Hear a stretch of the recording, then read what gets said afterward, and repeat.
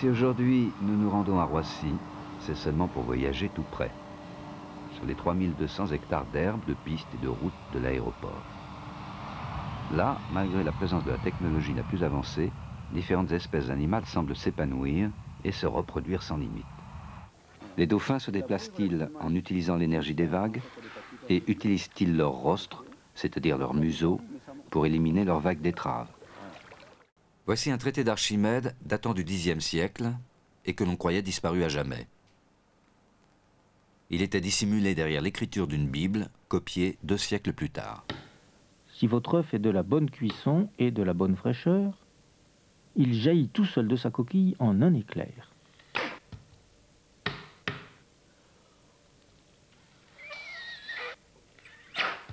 Soit l'oiseau est petit et il est déchiqueté et il sera ingéré par le réacteur, c'est pas très grave, ça arrive.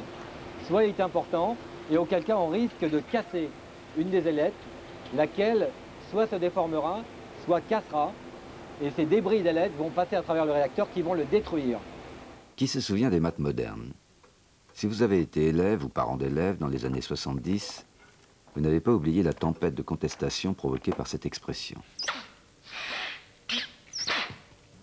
L'adulte ne se nourrit pas et vit 10 jours. 10 jours dédiés uniquement à la reproduction. Car c'est bien avant, lorsqu'elle n'est encore qu'une chenille, que la mythe s'en prend à nos manteaux. Mais Archimède a décidé d'y aller voir de plus près une bonne fois pour toutes, en comptant réellement les manifestants un par un. Il nous a fallu près de 2 ans pour trouver une manifestation offrant les conditions idéales de comptage. Grattez une allumette, faites-la tomber dans la bouteille et placez tout de suite l'œuf sur le goulot. L'allumette brûle l'oxygène qui se trouve dans la bouteille, cela crée un vide partiel et votre œuf est aspiré. Qui était donc Nicolas Bourbaki? En fait, le croirez-vous, personne n'a jamais vu son visage. Pour en savoir plus, commettons une indiscrétion et regardons les rares films d'amateurs tournés lors de ces réunions par l'un des collaborateurs de Nicolas Bourbaki, Pierre Samuel.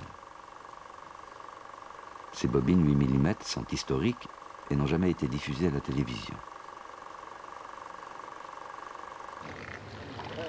Pour commencer, Chloé va se faire pousser par Joséphine le dauphin pour vérifier si à une certaine vitesse, son corps produit une vague d'étrave. John Kershaw, le responsable animalier du Marineland d'Antibes, lui donne quelques conseils. C'est parti. Lève le pied derrière. Alors tu les gardes immobiles, tes pieds. Tends tes jambes. Attention. C'est parti. Ouais.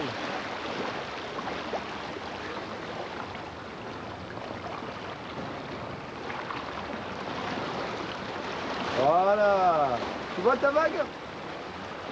Impeccable. Voilà. La plupart du temps, les mathématiciens se disputaient, s'injuriaient, hurlaient leur désapprobation, donnaient leur démission, mais finissaient toujours par se réconcilier. Savez-vous comment faire la même chose avec un œuf cru qui, lui, a gardé sa coquille? Certaines chenilles se construisent des tunnels de soie dans lesquels elles se déplacent. Ces galeries sont agencées en réseau et recouvrent la surface des objets qu'elles infestent. De là leur nom de mythe tapissière. Jean Dombre, mathématicien et historien des sciences, s'est intéressé à la destinée d'Archimède. Il se rend aujourd'hui au Musée des Arts et Métiers à Paris, où l'on trouve certains objets techniques qui exploitent des concepts sans doute découverts par Archimède.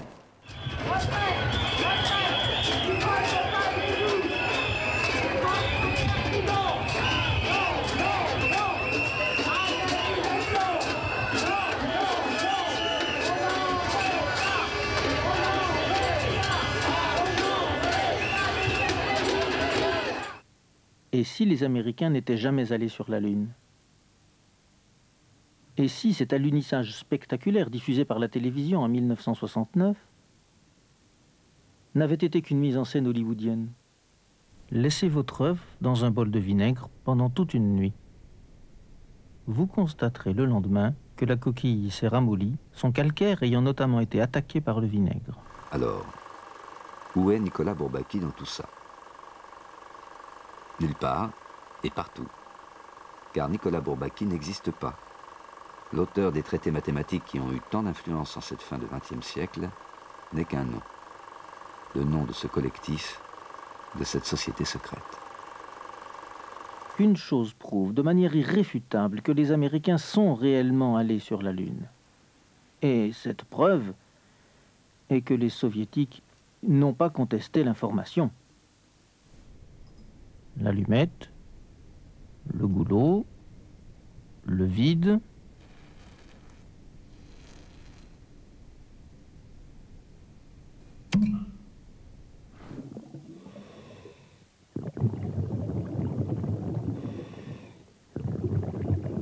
Lorsque Thierry Brunel tente d'installer au fond de l'eau le même dispositif qu'à la surface, les difficultés sont accrues.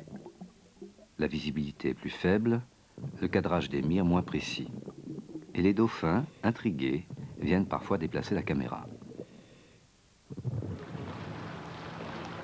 L'un des soigneurs monte sur le dos du dauphin pour l'obliger à nager à la surface, car l'animal ne sait pas le faire naturellement.